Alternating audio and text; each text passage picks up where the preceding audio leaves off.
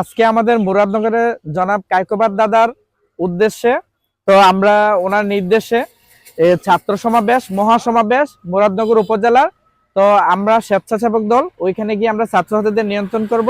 তো আমাদের চাপিতলা ইউনিয়ন সভাপতি জনাব জিলানী সাহেবের নেতৃত্বাধীনে আমরা সবাই যাচ্ছি।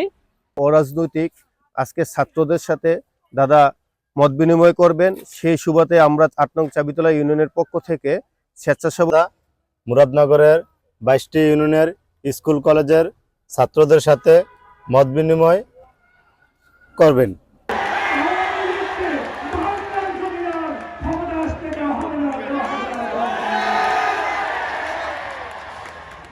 আপনাদেরকে অনেক ধন্যবাদ, অনেক ধন্যবাদ।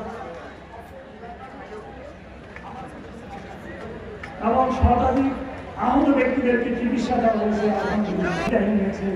এখন আমাদের আরেকটা আন্দোলন করতে হবে, আমাদের সমাজ থেকে মদ জুয়া প্রিন্সিপিলকে উচ্ছেদ করার জন্য, আমাদের সমাজ থেকে চাঁদাবাজিকে উচ্ছেদ করার জন্য, আমাদের সমাজ থেকে দখলবাজিকে উচ্ছেদ করার জন্য। তাই না ভাইরা আমার? ছাত্র জনতা আন্দোলনের লক্ষ্যে আন্দোলনের মাধ্যমে এটা সম্ভব, সরকারের পক্ষে সম্ভব নয়। আপনারা দোয়া করবেন। আমি আপনাদের কাছে কৃতজ্ঞ, আমি অভিভূত।